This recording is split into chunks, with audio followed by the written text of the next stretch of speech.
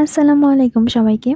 আজকে আমি আপনাদের সাথে যে ভ্লগটা শেয়ার করতে যাচ্ছি, এটা মূলত আম্মুর সাথে বাইরে গিয়েছিলাম মার্কেটে। তো সেখানে থেকে ছোট, ছোট কিছু ক্লিপ নিয়েছিলাম, সেগুলো আপনাদের সাথে শেয়ার করব।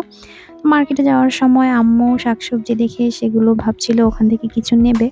তো এখান থেকে আমরা কিছু শাকসবজি বাজার করি। করার পরে তারপরে আমরা সরাসরি মার্কেটে চলে যাই। তারপর সেখানে গিয়ে আম্মু বলে তার একটা শাড়ি পছন্দ হয়েছে। তো সে সেই শাড়িটা নেয়। বাসায় গিয়ে আপনাদের দেখাবো। তো তারপরে এখানে একটু দামাদামি চলছিল। তারপরে শাড়িটা নেওয়া হয়। তো এখান থেকে কোনটা পছন্দ করেছিলাম সেটাও আপনাদের সাথে বাসায় গিয়ে শেয়ার করব। তবে শাড়িগুলোর কোয়ালিটি মোটামুটি ভালোই ছিল। এগুলা রেগুলার ইউজ এর জন্য। চাইলে নিতে পারেন। আর এই শাড়িগুলো খুবই আরামদায়ক কারণ ব্যবহার করা অলরেডি হয়ে গেছে, সেজন্যই আপনাদের বলছি আরকি। তো এখান থেকে তারপর আমার ছোট ভাইয়ের জুতা কেনার জন্য আমরা এই দোকানে চলে আসি। দোকানে আসার পরে আমাদের ১ম এই যে জুতাটা পছন্দ হয়, তেমন একটা পছন্দ হচ্ছিল না। তারপরেও যেটা পছন্দ হয় সেটার দাম ওনারা খুবই হাই প্রাইস বলে, তাই আমরা ওই দোকান থেকে চলে আসি।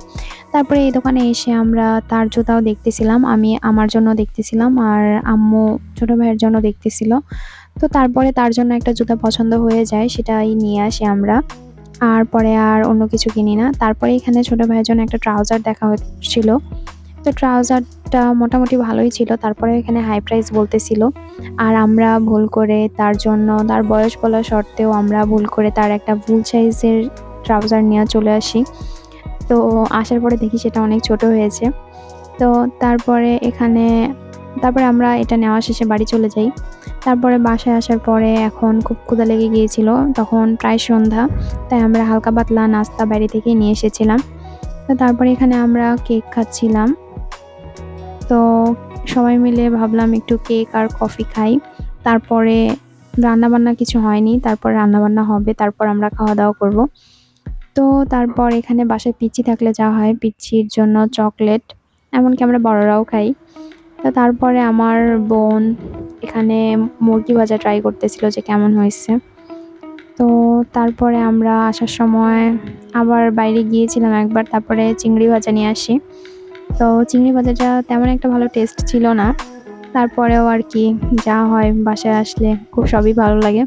তো তারপরে এখানে চিংড়ি ভাজাটা ভাইয়ের সাথে ভাগাভাগি চলতেছিল আর আমরাও খাইতেছিলাম। তো তারপরে রাত্রের খাবার।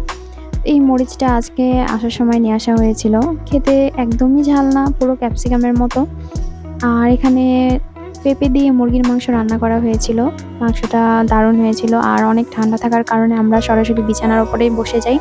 যদিও আম্মুর ইচ্ছা ছিল না, তারপরেও আমাদের বকতেছিল আর বলতেছিল তোরা এখানে খাবি। তারপরে আমরা বিছানার উপরে বসে শীতের মধ্যে খাওয়া-দাওয়াটা শেষ করি।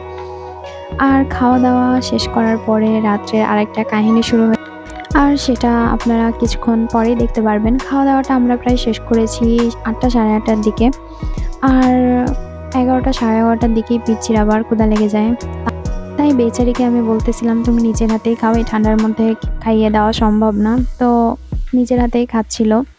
আজকে এই পর্যন্তই। ভ্লগটা কেমন লাগলো জানাবেন। আর অবশ্যই সাবস্ক্রাইব করতে ভুলবেন না। আজকে এই পর্যন্তই। আল্লাহ হাফেজ।